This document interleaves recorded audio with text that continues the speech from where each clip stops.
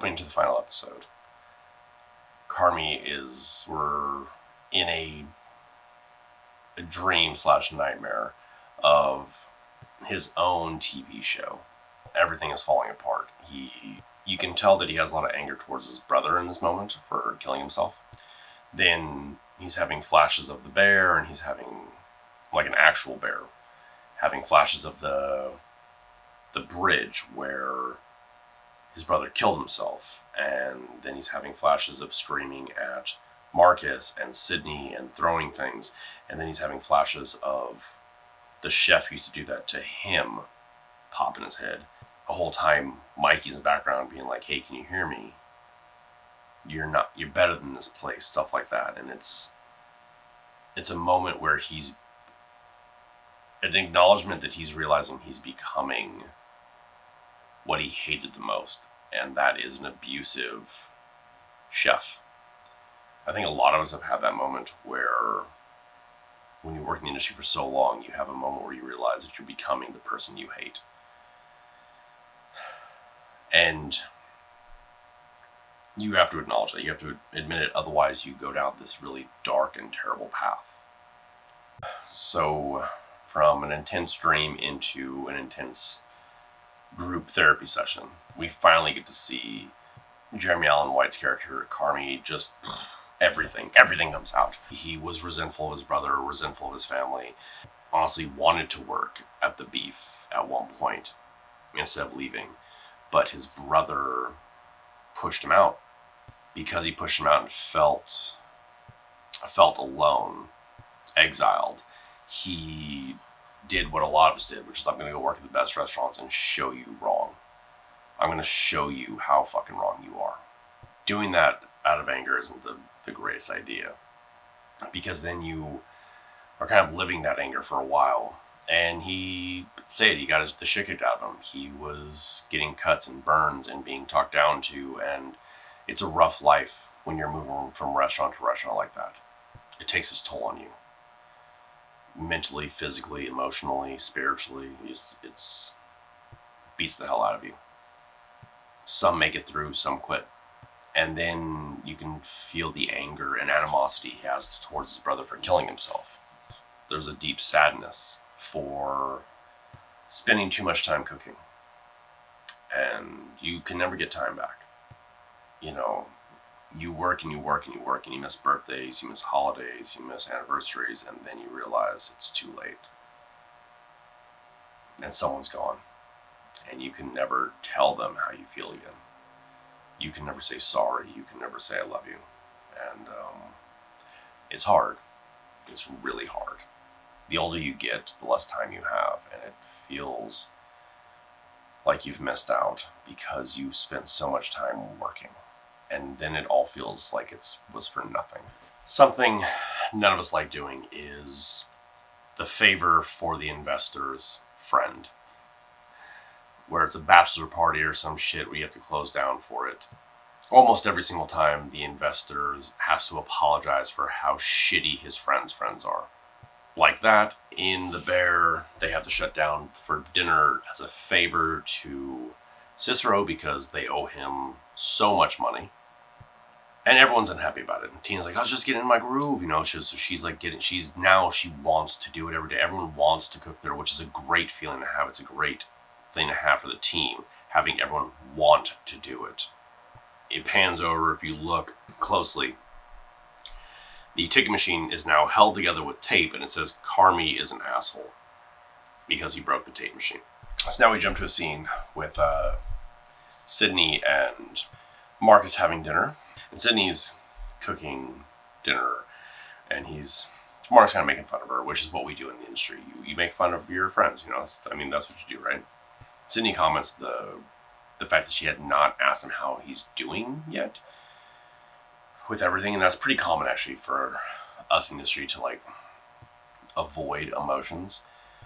And she says it would be weird to work in a restaurant and not completely lose your mind, which is, yeah, that's true.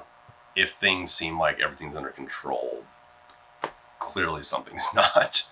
You lose your mind working in restaurants, even the best ones, even the ones you're happy at, you lose your mind.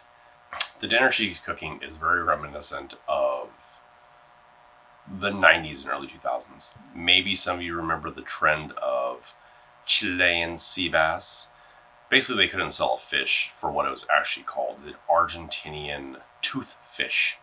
So they called it the Chilean sea bass. And at one point, I think we were paying $28 a pound for it. It's a white, meaty fish. Kind of, once you sear it, it's flaky.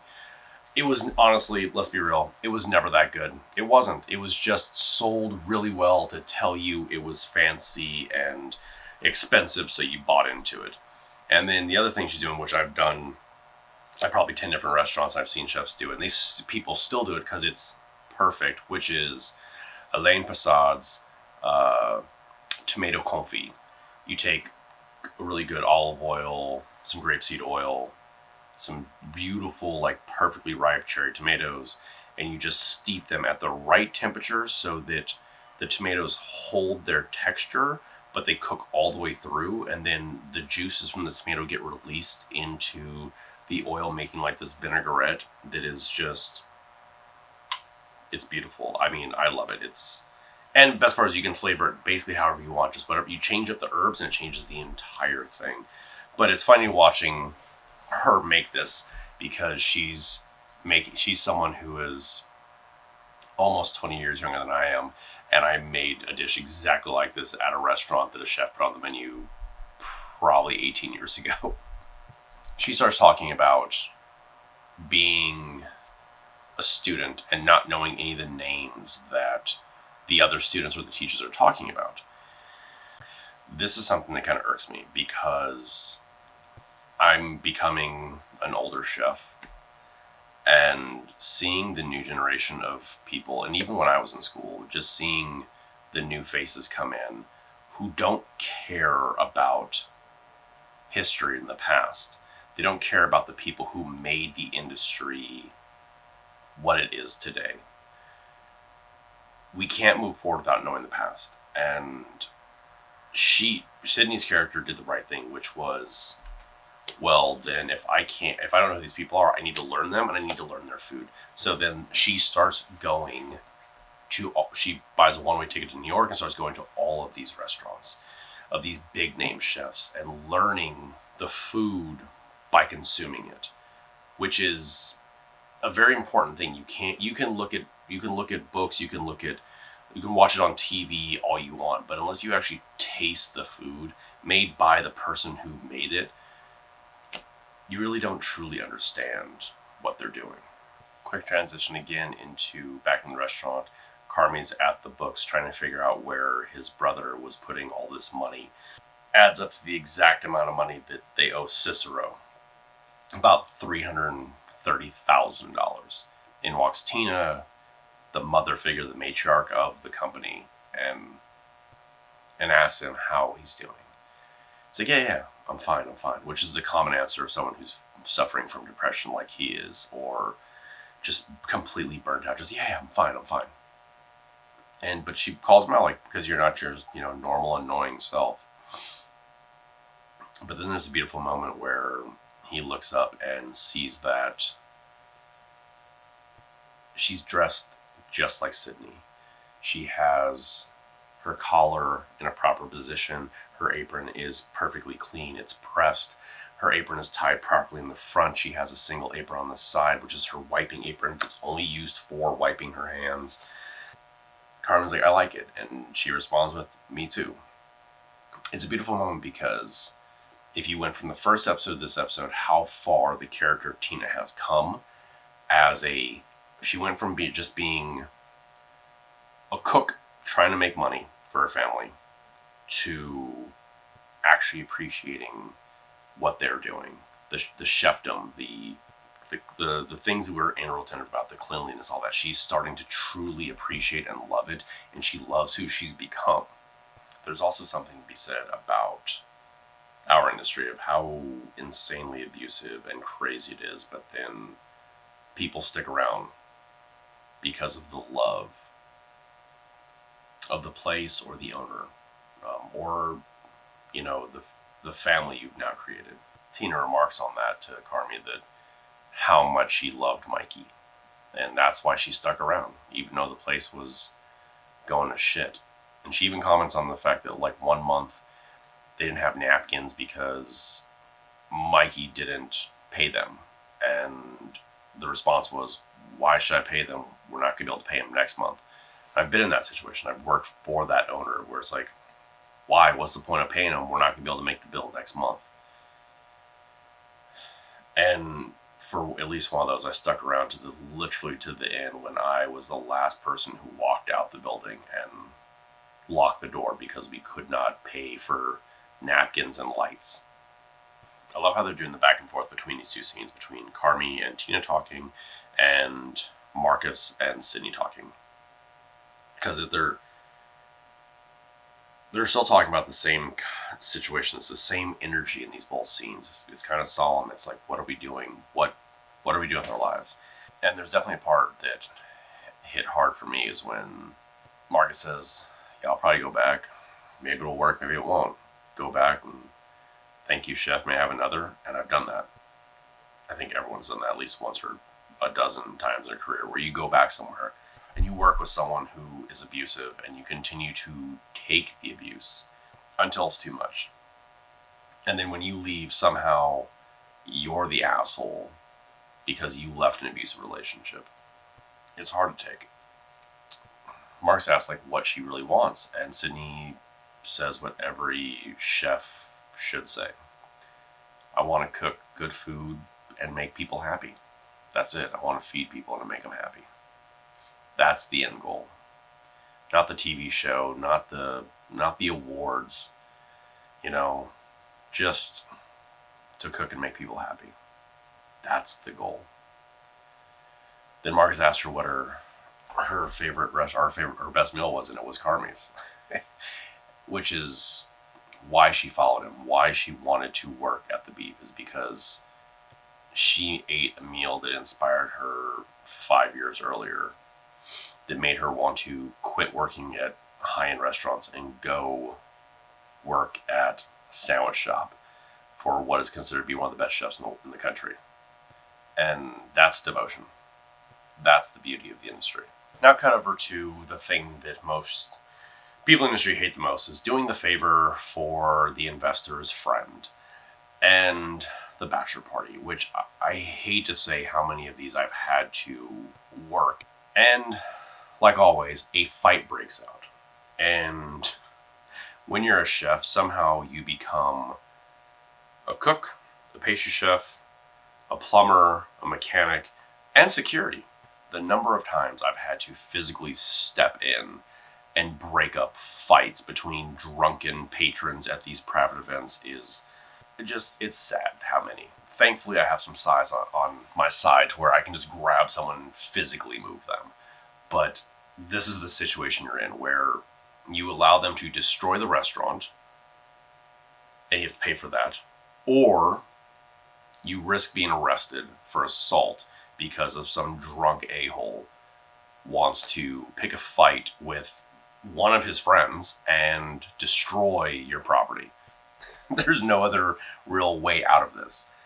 And Richie steps in, hits someone who hits their head, and even though this person was absolutely 100% at fault and deserved it, Richie's still in trouble because he hit someone on their property and now this person's unconscious. You have someone destroying your property who's physically assaulting other people, and if you step in and stop it, you're at fault. Well, now Richie is out of jail with a possible assault charge. Right when he gets in the car, he has an honest moment for once and tells Carmy he's all he's got. And that's an important step, is acknowledging that how much he actually cares. Then pan into the Beef, where Carmy's on the floor on his hands and knees, scrubbing the mess left over from the party. And you can see in the background Richie putting on the blue apron that he has talked so much trash about. This may have been the breaking point for him, where he finally realizes the importance of something silly like the Blue Apron is. Now we're getting ready for service. They're cleaning up the mess from the night before. Marcus is back, and Carmy does the right thing. Walks right up to him, says he's sorry for how he acted, and that he's happy he's back. That's an important step, because often that does not happen in our industry, where you will, if you come back to work after being treated that way, you are treated as if you were in the wrong for being screamed at, yelled at, something thrown at you. Now, this is a moment that a lot of small restaurants have had to deal with, where you order something, and it's a lot of something, and your delivery guy shows up, and it's like, here you go, here's your product. You look at it like, this isn't the right shit. And his whole response is, I'm just the delivery guy. It's not my problem. And it's an hour or two before you need to open up for lunch. So there's literally nothing you do. You either pivot, or what do you do, A6, something off the menu? And Carmy just kind of laughs it off because of everything else that's going wrong at the beef. Immediately after, we have another moment where he's looking around trying to figure out what he's going to do with 200 pounds of pork. He's going to walk in, then he goes back and he's at the line. He goes to light a cigarette off the stove, and the entire stove catches on fire, which is a callback to when he said there was a fire at a restaurant and he had a single moment where he didn't do anything. He was frozen. And he thought, well, just let it burn. You can hear the bear roaring in the background, and I think a lot of us have been there, where it's like, when everything's going wrong, it's kind of a, screw it, let it burn. I can't make it better, so why even try? And he's just frozen in that moment. Richie hands Carmy the letter from his brother. Tells him that he didn't give it to him because if he did, it meant that he's gone forever. So he didn't want that. He didn't want to feel his loss permanently. This triggers something in Carmy. Goes out back to read the letter and texts Sydney saying her dish needed acid. And a proper response was, then shove it up your ass. Basically, he says that his behavior was inexcusable, which it was, and that whenever she wanted to get her last check, she could come in. That's a tough moment, because he definitely doesn't want to say that. He wants Sydney to be at the restaurant because she can help make it better because of her passion. And then he opens up the letter and it just says, love you, dude, let it rip. You know, from Mikey, his catchphrase to Carmy. And on it back, it's a family meal spaghetti recipe, which has a little thing going, another Easter egg from the first episode, which was, why was he buying the small 28-ounce cans when the bigger cans are cheaper? And on the recipe it says, 2 28-ounce cans, the smaller cans taste better. So we don't know the full story yet, but Carmy starts making staff meal, making his brother's spaghetti sauce. And he opens up the first 28-ounce can and is just a stack of $100 bills cryovac in plastic wrap within the tomatoes. Maybe Mikey was laundering money with the money he was taking from Cicero. And there's probably $250,000 to $300,000 or more within these cans. So the entire team gets together and just starts opening up all the cans, dumping them, pulling all the money out. Then in walks Sydney, where there's just tomato sauce everywhere, and there's a stack of cryovac money on the ground. And Richie, in very Richie fashion, his character, but in kind of a beautiful way, it's like, quit fucking around, get a can opener, start helping. With a single look, Carmen looks at Sydney and says, I'm sorry, with his eyes. In the very beginning of the season, episode 1 is where the beef could go, what it could be, what's possible with it, with the design they have. And he says, 2 tops and booths.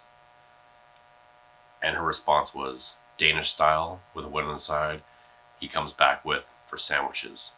And this is how you make a restaurant like this really grow in the modern day, is you have sit-down service with a really elegant looking dining room, but then you have that side window during the day where it's all pick up and to go, where you can have all your sandwiches. The people who have been going there for years want the beef sandwiches. They want the chocolate cake. They want those things, but then you have the more elegant sit-down restaurant at night. Without even asking her, they smile, and he apologizes with his eyes, and she smiles and comes back because she knows the beef is where she belongs. Sydney asks him, what do we call it with the new restaurant? Because you can't call it the beef. The beef concept is done. So he hangs in the window. A big sign says, the beef is closed. Thank you for your patronage. Coming soon, the bear. And it's very much a beautiful moment of them all sitting down to have family meal together. Actually as a family now, together eating, enjoying, and looking to the future. And we have small flashes of everyone there, everyone joking around. There's conversations here and there. You can pick up on little bits of it. Everyone making fun of each other, which is how it should be in a restaurant like this. Followed by Carmen looking up, and the final image we get is him smiling, and John Bernthal's character, Mikey, looking back and smiling with him. Because this is the path he was meant to be.